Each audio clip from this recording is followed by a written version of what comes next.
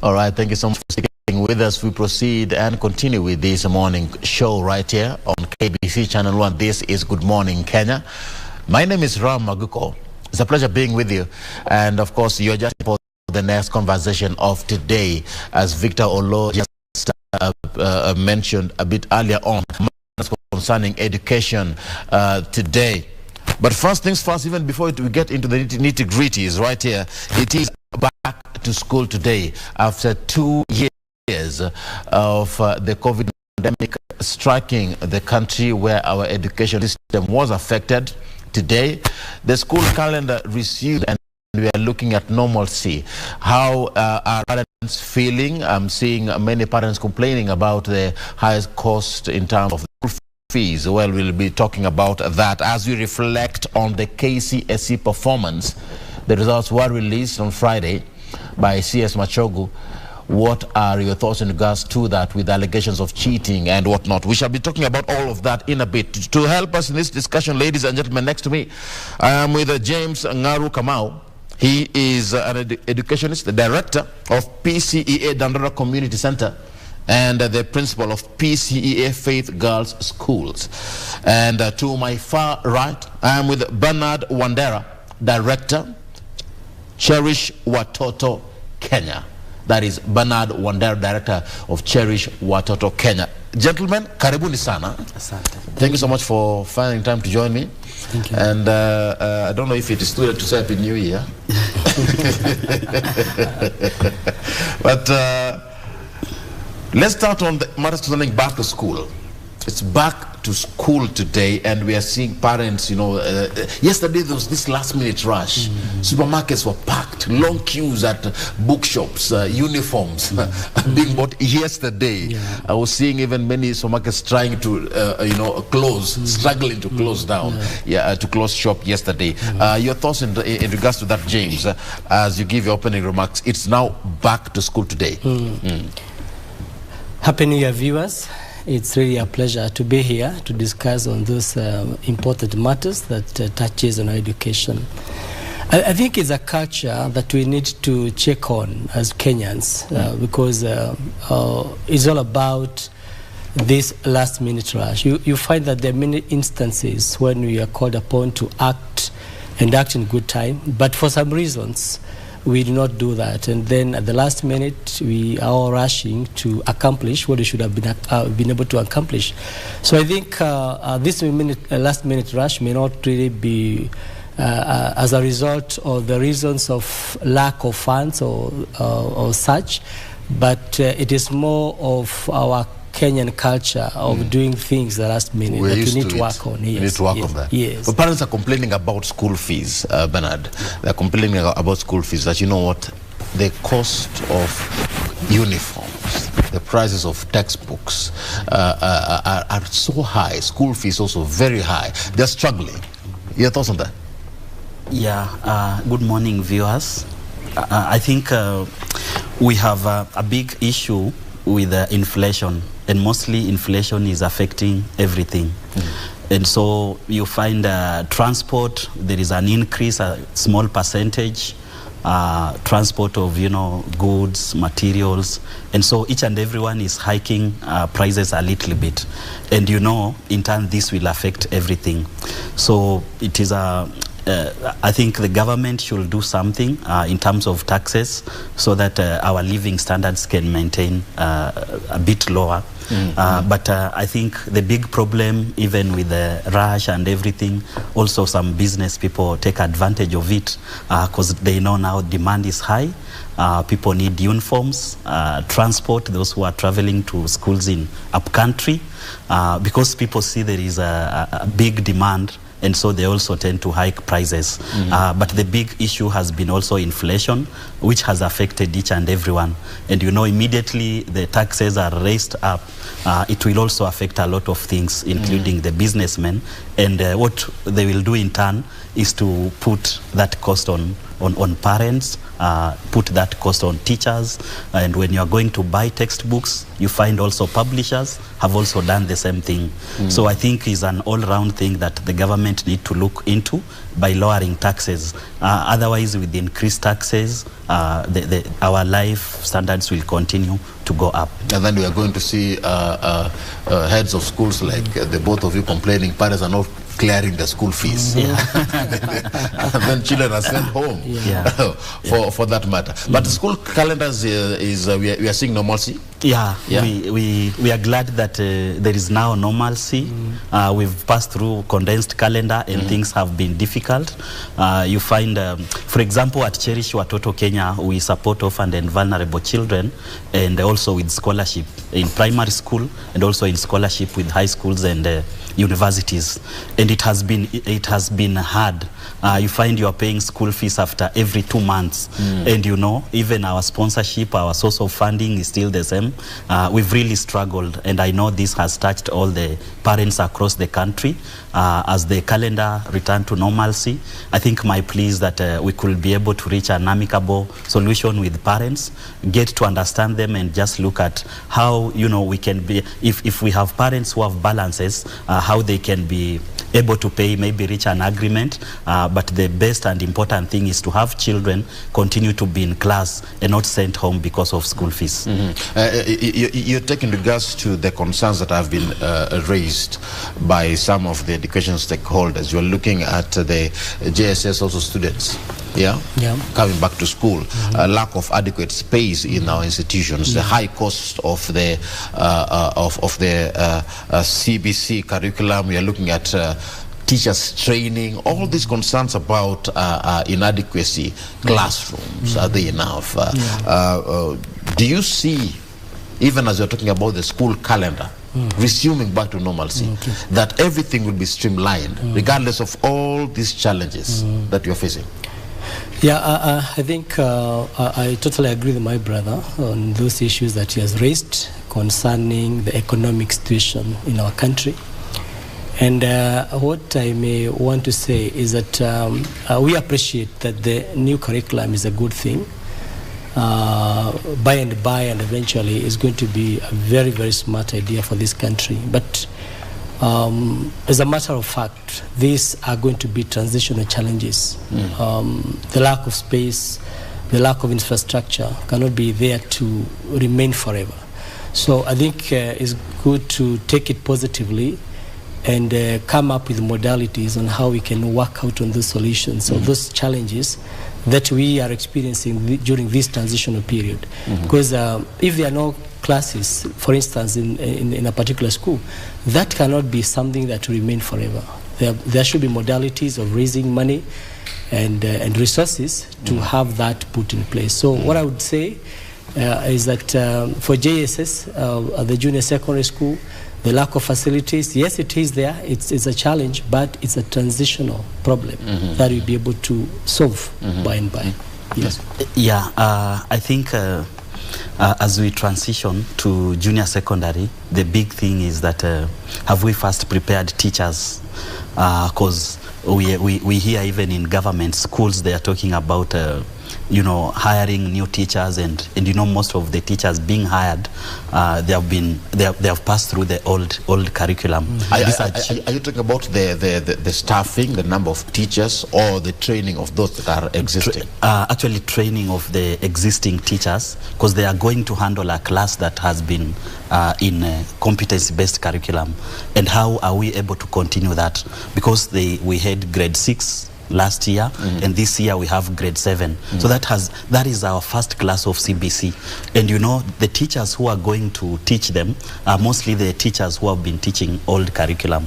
Maybe they are going to be placed from other public schools, or maybe some who are fresh from college. But have they been able to be taught about new curriculum, because they are going to receive a class that has been passed through new curriculum. So that is an issue, because they are going to receive children, but will that kind of methodology work with them? So the government will have worked earlier, maybe recruited teachers earlier, and then taken them for training, so that by this time when junior secondary school is resuming, by that time teachers are trained and they are ready to receive children.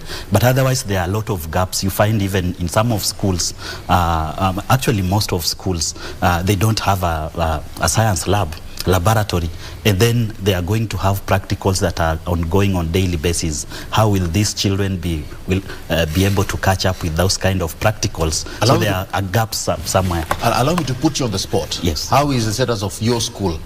Are you still facing the same challenges of spacing, staffing, and training? Yeah, the status of our school, yeah, we have also the same category of teachers, though we've tried as much as we can to bring in facilitators to train them on competency-based curriculum, and most of facilitators have been coming to enlighten our teachers. But in terms of a science lab, is also something we have space, yes, but it's something that we are setting up.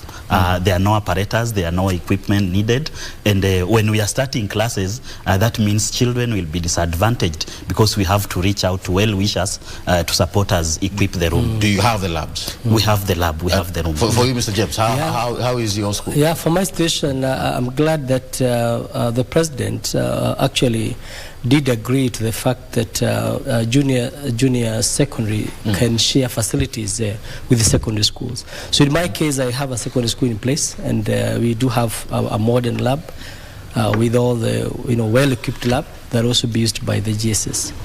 Yeah. All right. I want us to tackle the issue at hand, and this is in regards to the KCSE results that were just released on Friday. Yeah. On Friday, and questions have emerged in regards to the credibility of these exams, and we will get into that. This year, we are looking at the high number of KCSE candidates qualifying for university. 173,345 obtained C+ and above. They qualified for transitioning into the university. First things first, your take about the overall performance of these students as we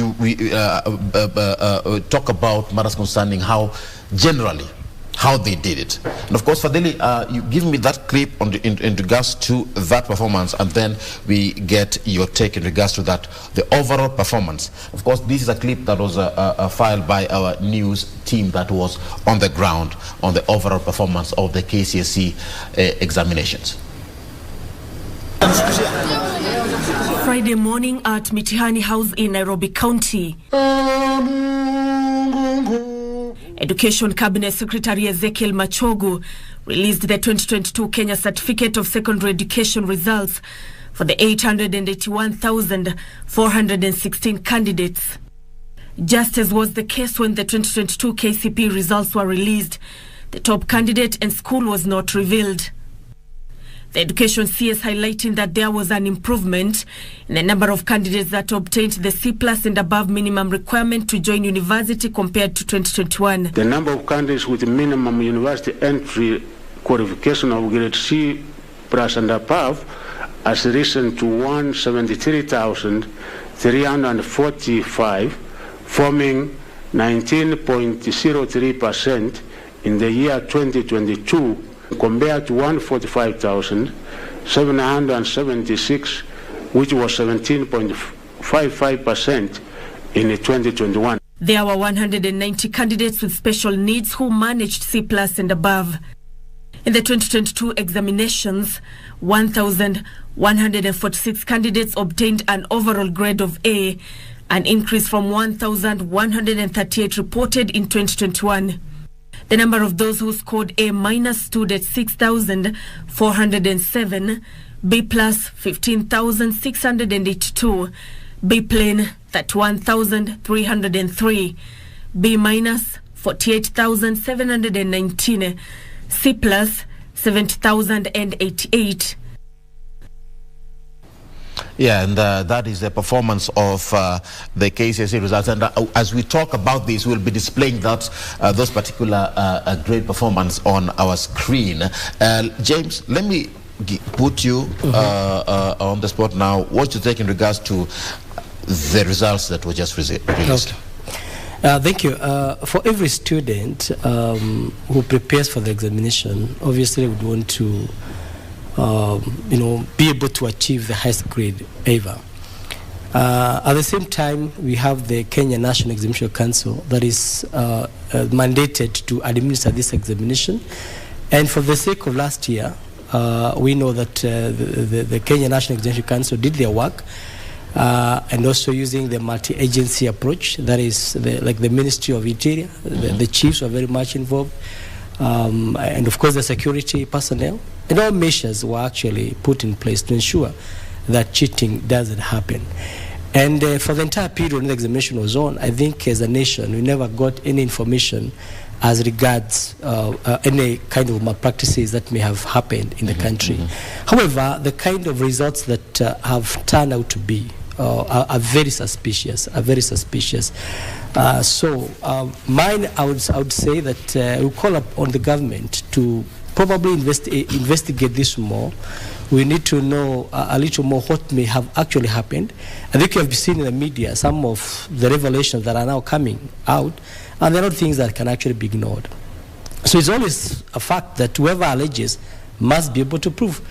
But I think at this juncture, it is very, very important for the stakeholders to dig a little deeper to know the truth of this, because these results are the ones that form the foundation of the careers that we're going to have as a nation. My question is it that we expect our students to always fail? That we expect them so that the day they pass, we were like, no. I'm going to quote what the CS said, CS Machogu. He said this: let us wait for the 2023 examinations and ensure our children work hard. Propaganda will not help us. If today you are number one and tomorrow you are not, it means you must work smart. Today results will be different from tomorrow. Yes. And Victor Olo had a guest who gave us the results for a particular school in Wandera on how the trajectory was overall. It was climbing up the ladder. Why is this one such a shocker? First, I think I have to appreciate all the learners. They did their best, and they tried within that short time, because we had a condensed calendar. I think also teachers did their best in ensuring that children perform. But as my friend is saying, we also have issues, because when CS Matiang'i was in charge of education, we could see, I think things were a bit moderated. And even finding an airplane was an issue. You could go across the country just to find a small number of students who had airplane. But look at, and then CS Magoha came in. I think things were a bit tight. And then we feel that, the last year's exam, I think we had many students scoring an A. Look at this fact of almost 900 out of 1,100 A's, 900 almost and 40 something came from Kisii and Nyamira County. Of which we will talk about those Kisii. but see, you've mentioned about this. You've mentioned the CSS. Yeah. One fact is, CS Machogu was appointed recently. Yeah. The results you are seeing, are they his results or the results of the previous CS? Actually, they are results of previous years. The previous years. Yeah, but there could be a gap. From the time one CS is exiting and another one coming, also inside there are some cartels who would like to, make good use of that opportunity because of transition.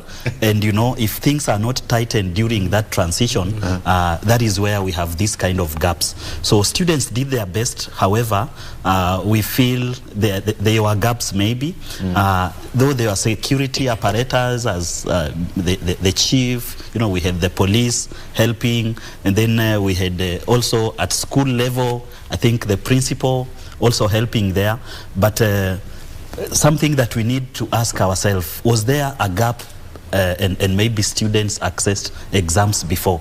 Though we cannot prove, because we don't have any case in court that has been forwarded that, you know, you are found in malpractices. And but it's something that can be investigated. And as a matter of fact, irregularities this time were fewer than the previous year. Yes. Sure. Yeah, irregularities were very few than previous year, and but results are good. So is it a fact that children or students did well? And when we are looking at this year result, compared to, let's say, 2016, when we had about 145 A's across the country, are we saying that, you know, this year we had very, very bright students? Yeah. More brighter compared to other years. Otherwise, you know, our performance has always been average. Yes, there is room for improvement, but the performance has always been average. I can say this year they tried. They worked harder. Yeah. Principals were transferred from schools from one school to another. Yeah, and I think the principal of Miranda. Yeah.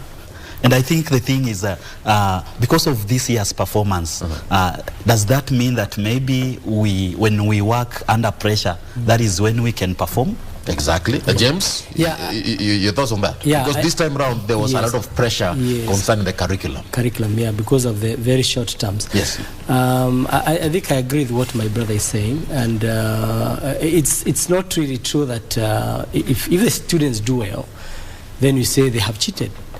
Supposing it was the other way around, and we had no student, or about 10 students who scored a grade A, again there would be a hue and cry. Yes. So basically, it's just about seeing things in a way that doesn't raise any suspicion. But I think what probably I may recommend is that the ministry needs to demystify the process of marking and processing of results, because that is something that as a common mwananchi doesn't really understand. You only know the students have sat the examination, the next day the results are being released. But what are the process that happens in between? The time the examinations are done and the time the results are released. I want us to look at the gender in terms of differences, gender performance. Male students outshine their female counterparts. 875 males attained grade of A. And on the female side, only 271. Your take on that? Is that a point of concern? Yeah, yes, I think to me I would see that as a point of concern. If you look at the disparity of those top grades between the male and the female child, I mean, it raises some concerns. We have been having a lot of advocacy on the issue of gender, and especially in favor of the girl child. I know today we have so many areas that you have seen the girl child, doing better than the boy child. But then when you come to these top scores, I think I may not really understand what is this that makes the girl IQ not so effective as to match the boy child. That of the boy. Yes. And even as we look into that, I want us to take a look at this particular report that was filed by our news team. The 2022 KCSE examination, 443,644 were male, while 437,772 were female, representing 50.33% and 49.69% of the total candidature, respectively. This statistic means the country has achieved gender parity in much the same way as we have done at the primary school level. 14 counties had more than female candidates in the examinations compared to 17 counties in 2021. These are Mombasa, Kilifi, Tana River, Lamu, Turkana, Samburu, West Pokot, Kajiado, Narok, Homa Bay, Migori, Garissa. Look at that, James. Look at that. Yeah. Is that a point of concern for you, Benard? Yeah, it's a point of concern, but I think one thing we should laud ourselves as a country, that we are giving a girl child an opportunity to go to school, and we are putting structures and mechanisms for them to be protected so that they can all equally access education just like a boy child. Looking at the population is almost, 50-50 because we're looking at 50 point and 49 points, so it's almost at 50-50 the rate between boys and girls. But in terms of performance, I think for a girl child, there are key factors and key issues that are contributing to their performance. For example, we have cultural issues. There are, let's say you find in other counties, maybe girls are given a lot of chores to work at home, and some of the boys, maybe they are using that opportunity to sit down and read. So if we could give them the same level playground, I think in future our girls will be able to perform. But that opportunity we've given them, I think they are making good use of it. If you look at performance in terms of ease, you will realize actually boys had many E's than girls. So that means girls had average performance because they were not in many E's, and also they were not in many A's. So they were just, at the center there. Right. And I think it's something to appreciate. You've mentioned a very good thing here, because if you look at the number of male students, 875 males scoring A, 271 females scoring an A. You've mentioned a very good point there about the grades. A minus, 4,445 males, 1,962 females. You look at that, James. Yeah. Look at that. Let's go to the next one. And if you look at these particular results, you will see that the males are doing better in all grades. 9,578 males, 6,104 females. These are the ones that scored a grade of B+. And you will give me your thoughts in regards to how this, what this mean overall, looking at the future, because this is the future of the country. 70,783 males scored B, and females scored, who scored B, 13,520. Still, the males are leading. Okay. A very key issue there. James, I see you want to say something there. Those are just examples, a few examples. Yeah, I think I want to concur with what my brother has said. I've been in schools where we had the boys' schools and also girls' schools, and I think the statistics you're seeing there are very accurate, that in terms of retaining of academic knowledge, and boys basically do better than girls. And I think girls have to handle quite a number of challenges that comes along their way during their school times. For instance, he's talked about cultural issues, the kind of roles and duties that girls have to do at home. And especially like in a day school setting, in the evening when a girl and a boy goes home, what are the duties that are there for a girl to do? What are the duties that are there for the boy to do? It means this is as just a reflection on how we have prioritized our boys as opposed to the priority given to the girls. Correct. As a society, it means that these are a mirror image. Secondly, I think I also want to say that there are times the girl child have to go through certain issues, in their lives. The issues of monthly periods and what have you, which sometimes keep the girls off the class for a day or two, and that puts the boy at an advantage. So the girl might have to miss out on some days in the class, and the boy is there very comfortably keeping on with the rest of the work.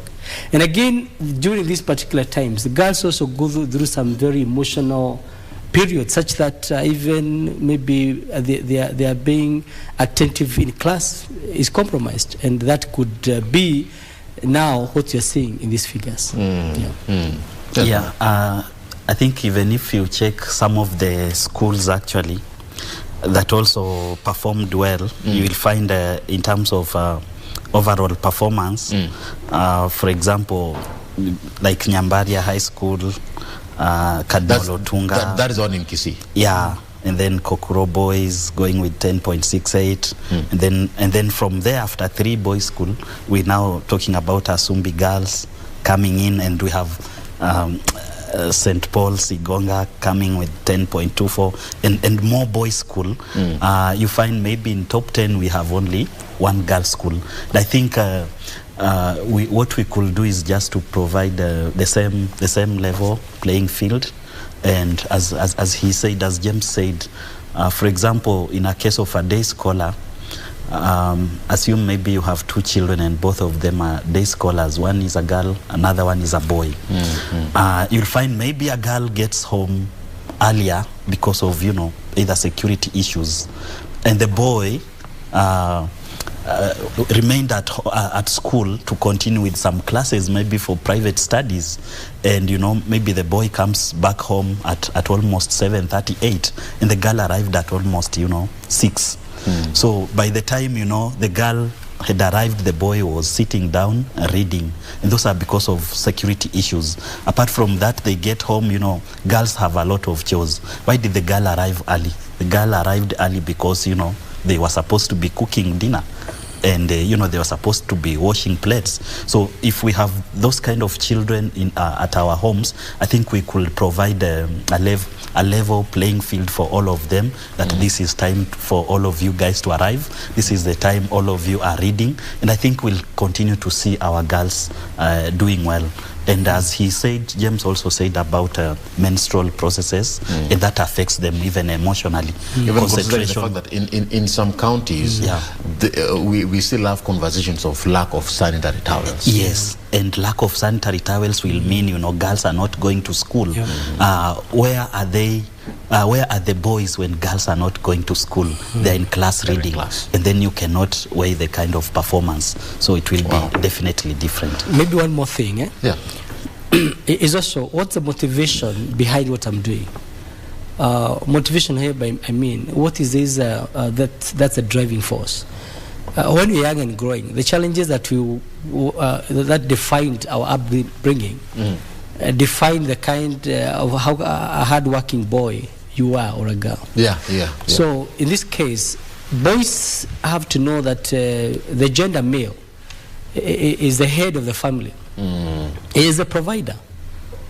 I mean, I must be able to work very hard so that I am able to rank up that. The motivation behind it. The motivation behind it. But the girl is not so highly motivated as the boy. You're making me want to ask so many questions about that. Then are you saying the girls are focused on other things apart from class? But we need to wrap it up, and I want to ask you just one final question. You are teachers and at the same time parents. Yeah. I want you to talk to Kenyan parents watching you today. We have just talked about the KCSE performance, reflections, and we've talked about all these things. Yet, talk to that particular parent that has their child who has just finished or concluded their KCSE. What would be your advice to them now that they have, finished their secondary? What next? Advise that Kenyan parent watching you today as we bring this conversation to a close, having a final word. Let me start with you, Benard.